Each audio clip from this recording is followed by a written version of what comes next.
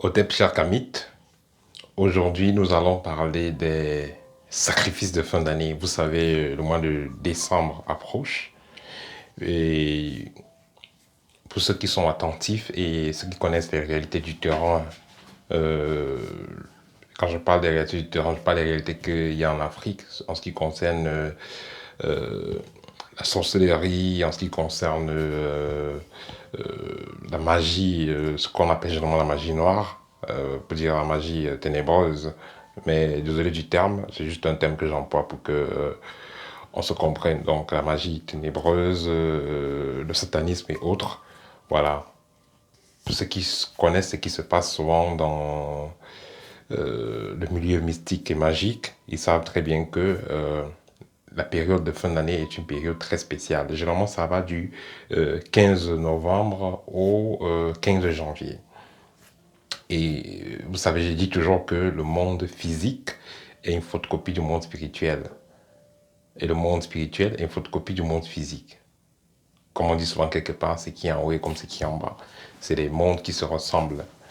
J'ai dit ça pour signifier le fait que il y a des principes qui sont tellement similaires. Par exemple, dans le monde physique, il y a des moments où les entreprises ont besoin d'avoir de nouveaux employés, les gens qui vont travailler, les gens qui vont œuvrer physiquement pour que l'entreprise prospère. Et c'est un phénomène donc qui est pareil dans le plan mystique. Il existe bel et bien dans le plan mystique des moments où les sociétés secrètes, les clans de sorcellerie, les sectes et tout ça, ils ont besoin de nouvelles âmes pour travailler, pour les membres, pour travailler pour leurs organisations maléfiques. Et ici, ce n'est pas pour travailler physiquement, c'est pour travailler spirituellement, dont on parle souvent de la vente des âmes. Et il y a plusieurs opérations qui se posent, qui se préparent souvent, qui s'exécutent souvent à cette période-ci. Il y a par exemple une opération pour ceux qui ont connu la magie récemment, ceux qui ont connu la magie, il y a cela plus de 15 ans, il y a une opération mystique qui s'appelle la vente Olympia, la vente olympique, qui est une opération également qui se pose souvent que certains mystiques, ceux qui sont en connexion avec certaines maisons mystiques indiennes et autres, connaissent bien de quoi je parle. La vente olympique, c'est des opérations pendant lesquelles euh, des sorciers, des mystiques, des satanistes de par le monde vont se réunir dans un plan, dans un monde parallèle, où ils vont prendre de nouvelles âmes pour mettre en service pour leur groupe, pour leur société, pour leurs entreprises et tout ça. Donc des gens qui vont travailler dans des mondes parallèles pour faire prospérer leur business physique, les entreprises physiques. Et c'est des choses bel et bien qui existent. Puisqu'avant, il y avait de l'esclavage où les gens travaillaient, les gens étaient des esclaves physiques. Maintenant, disons, plus tard, ils ont donc développé toujours une forme d'esclavage, mais parallèle. Les gens qui vont travailler dans les mondes parallèles, dans les dimensions parallèles, pour faire prospérer les choses dans le plan physique. C'est des phénomènes qui existent bel et bien, dont la vente des âmes. Et puisque la nouvelle année, puisque une nouvelle année est en train de finir, il y a la nouvelle année qui va commencer, ils ont généralement besoin à cette période-là de nouvelles armes. C'est pourquoi à cette période, souvent, il y a des accidents bizarres et c'est pas tout le monde qui réussit toujours à voir la nouvelle année. Alors, je fais ce partage avec vous pour vous donner déjà quelques astuces importantes, quelques points importants à prendre au sérieux, à méditer dessus l'année, quand la fin de l'année approche. Voilà, afin que tous ayons plus de chances pour voir la nouvelle année. Alors, d'entrée de jeu, il est important de savoir que ces satanistes-là, ceux qui sont là pour sacrifier les autres et tout, ils aiment toujours que les gens le soient redevables, que les gens euh, les doivent quelque chose. Parce que si vous avez peut-être quelqu'un à qui vous êtes redevable, peut-être vous avez pris un crédit, vous n'avez pas remboursé, vous avez pris une dette, vous n'avez pas remboursé, ou vous avez peut-être quelqu'un à qui vous avez fait du tort, vous n'avez pas essayé de faire la paix. Ça, c'est des portes spirituelles sérieuses par lesquelles celui qui a donné un code et tout peut passer par ces portes-là, par ces défaillances-là, pour avoir du dessus sur vous mystiquement et réussir à vous atteindre. Et vous savez, la spiritualité, comme dans le monde physique, a ses règles, a ses lois. Même si vous avez fait des protections et vous ne respectez pas certains principes, celui qui est très avancé dans le plan mystique, qui connaît certaines règles, pourrait avoir raison sur vous. C'est pourquoi je pense que vous-même connaissez dans vos familles ou dans certaines de vos connaissances qui ont eu à faire des blindages, des rituels de protection quand ils étaient plus petits ou même étant adultes, mais qui ont toujours été, qui sont toujours morts de façon mystique ou qui ont toujours fini par être sacrifiés par un sorcier ou un sataniste de la famille. Donc c'est des phénomènes qui sont réels.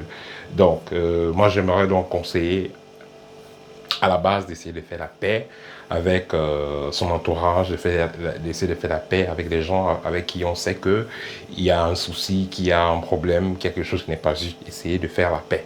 Ça commence, ça vous aidera déjà à essayer de... Ça vous aidera déjà à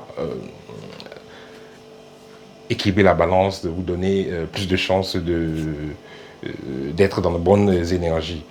Par la suite aussi, essayez de régler vos dettes. Si vous avez prêté à des gens, si vous devez quelque chose à quelqu'un, et au cours de l'année, vous n'avez pas pu régler cela, essayez de régler cela, ou alors de trouver une attente, une formule pour pouvoir équilibrer les choses. Parce que si vous n'équilibrez pas les choses physiquement, naturellement, la personne pourra passer par cela pour avoir raison sur vous mystiquement. C'est pourquoi vous allez constater certaines personnes peuvent vous faire qu'une personne avec assez d'argent, avec assez de moyens, peut vous aider financièrement et par la suite, il peut y avoir compensation dans votre famille ou bien sur vous-même. Je parle ici compensation énergétique, compensation, parfois ça va jusqu'au sang. Et c'est des phénomènes qui sont réels. Et ces personnes-là réclament souvent le dû en fin d'année. Donc même si vous avez vos ancêtres qui sont derrière pour vous garder, vous avez vos protections que vous avez faites, mais vous devez une forte somme à quelqu'un, vous avez des problèmes avec telle personne, mais vous n'avez pas raison, vous n'avez pas pris le temps d'équilibrer cela, alors ça peut, cette personne-là peut passer par ce problème-là pour vous faire du tort. Et vos protections et vos ancêtres ne pourront pas vous assister parce que cette personne aura raison, parce qu'il aura appliqué certaines lois.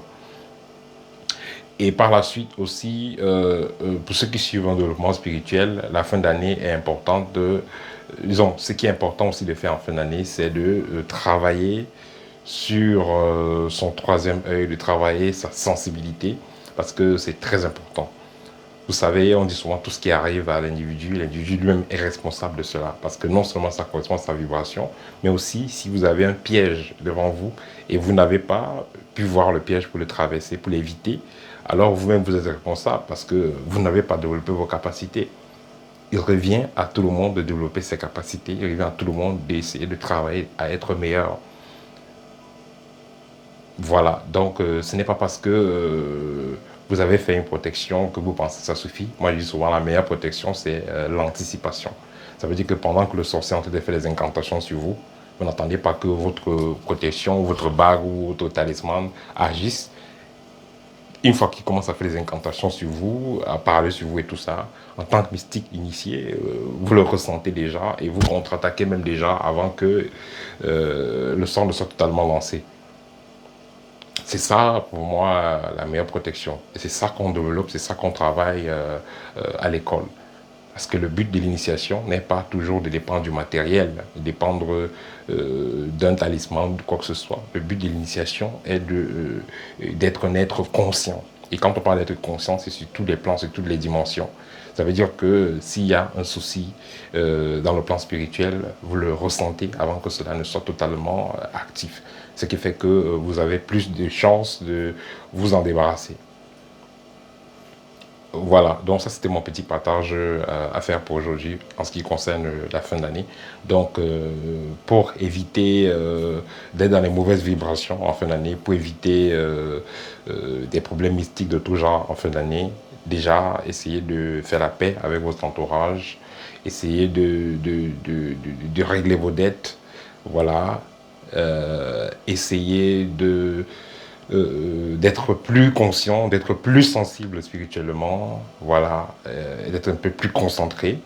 là, ça fera en sorte que vous soyez attentifs s'il y a des alertes, parce que nos ancêtres sont toujours là, nos guides sont toujours là pour nous alerter, pour nous avertir s'il y a un problème spirituel qui arrive, s'il y a un problème physique qui arrive, ils sont toujours là pour nous avertir. Mais si on n'a pas entendu l'avertissement ou on n'a pas été conscient de l'avertissement, c'est notre faute, c'est pas de leur faute. Voilà. Ça, c'était mon partage pour aujourd'hui. Pour ceux qui sont intéressés par la formation que nous donnons, allez dans le site www.kmit avec K et S à la fin. Au TEP et à bientôt.